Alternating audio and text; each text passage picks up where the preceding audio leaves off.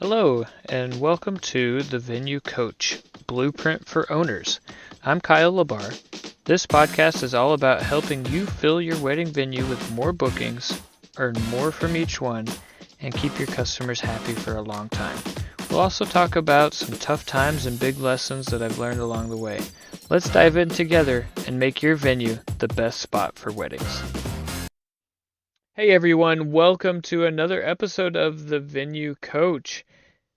I have some fun stories today of bad, bad, bad, bad, bad, bad, bad, bad vendors that we have experienced. And not very many make it on the bad, bad, bad, bad, bad, bad, bad list, but we have a couple that have made the Hall of Fame and have also made themselves unwelcome at our place of business. And I'm sure that many of you have one or two of these that just don't seem to get it.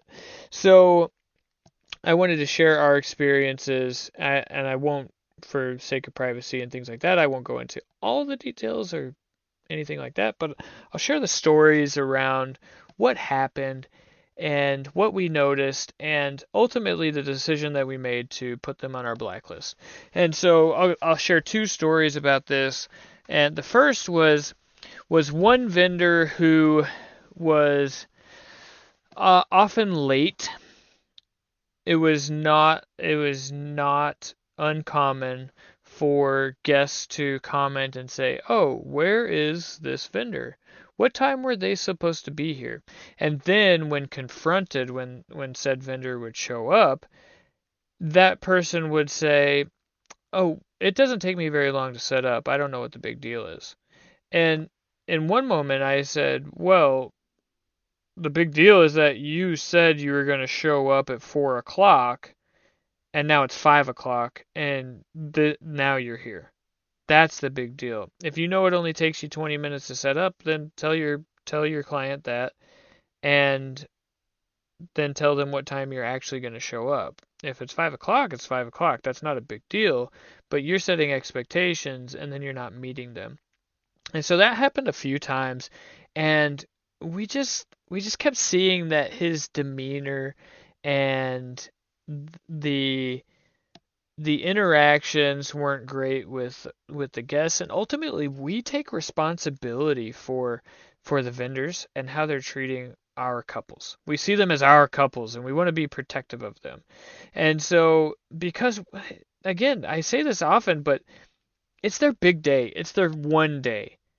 And when vendors or venue owners or whomever lose sight of that and they forget who they're serving, then it ruins the day. It could totally ruin the day. And the last thing that we want is for a vendor to ruin the day, especially if it's somebody that we had recommended or that sort of thing. Then we kind of own that too. And so we saw this spiral, this downward spiral happening from this particular vendor.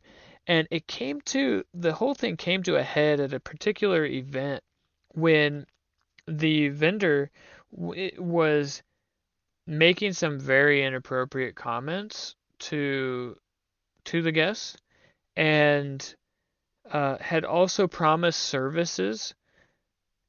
So one of the services that were promised was um, being a shuttle. But then they said, "Well, these people are too drunk. I'm not getting paid enough to do this."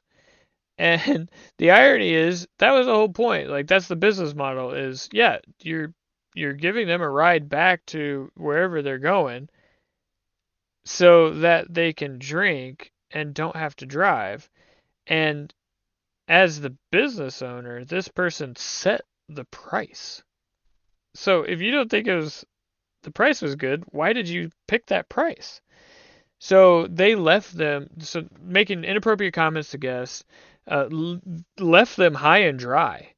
So they were all drunk and had no way to leave our property immediately. That had to be figured out. And so we had to help coordinate rides and make sure that they got home safely because this individual just stopped caring about who they were serving. And so put them on the blacklist. No, no, it just wasn't even a question on that. The other one we had was a caterer who just came in, making demands, parked in our grass, tore it up, like, and that annoys us. It's an annoyance. It happens. Actually, lots of people park in our grass. It really annoys us. If you're in the southeast, if you're in Texas, East Texas, it's very common, but it's still annoying. And so, and this caterer had been out before, but just came in really rude to us, really just not pleasant to be around. And in the contract that we have with our clients, in the contract that we have that they have with the caterers, is the caterer is responsible to wash the dishes if our dishes are being used. And so the caterer refused to do that, refused to bus the tables. And so then it was a double whammy because in this particular event, the event coordinator, the day of coordinator, or day of coordinator, was a bit reserved and shy and non-confrontational.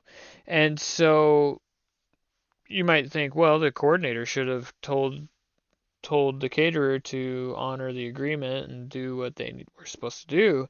But that's not what happened. So this coordinator wound up bussing the tables themselves, and the dishes eventually got washed by the caterer, but not gracefully by any means. And so it just wasn't an environment that we wanted to have in our venue ever again. And so that caterer got blacklisted. And so it was just the good thing of that story is that when it was the end of the night, the family and the couples, they were so happy and said, "Oh wow, this was just such a great night. We had such a blast." They had no idea what was going on in that kitchen, and the strife and the frustrations and the arguments that were being had in the kitchen. And so if those things are going to happen, out of sight, make sure it's not impacting the guests and their experience. Make sure it's not impacting your couple's big day. And if they're gonna happen, keep it behind closed doors. But also remember that who are we? We want to protect our couples. We want to protect our guests and make sure that they're having a great time, because that's our responsibility, is to make sure that they have the environment to have a great time. I'm not responsible for somebody actually having a great time, but that they have the opportunity to do so. And so we won't be inviting that particular caterer back. And actually, we actively tell all of our new bookings that they are not allowed on our property. And so we do that to protect our couples. And some people feel a certain way about this, particularly the vendors that get blacklisted because they think that they're being targeted, or they think that this is something personal, and it's not.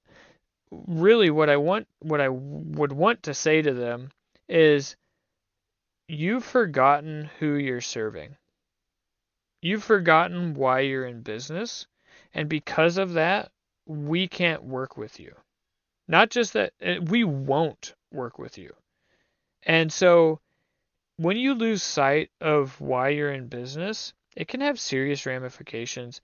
And as the venue, it's our responsibility to make sure that those types of vendors are not coming in to our space to ruin a good day.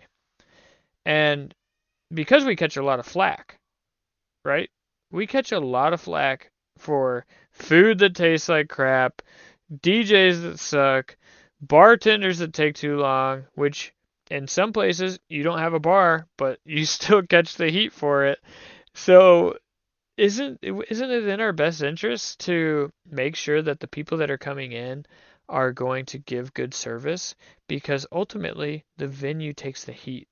And so it's doubly our responsibility to make sure that the overall experience is one that is amazing. Hopefully these stories have helped you. If you have a vendor that you're wondering about not letting them come back in, don't let them come back in. Just don't.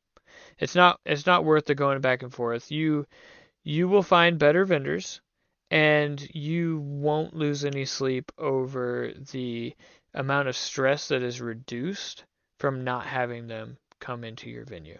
So hopefully this was useful for you. If it was, like, subscribe, comment, do whatever, share it, or don't. And either way, I will catch you on the next one. Bye.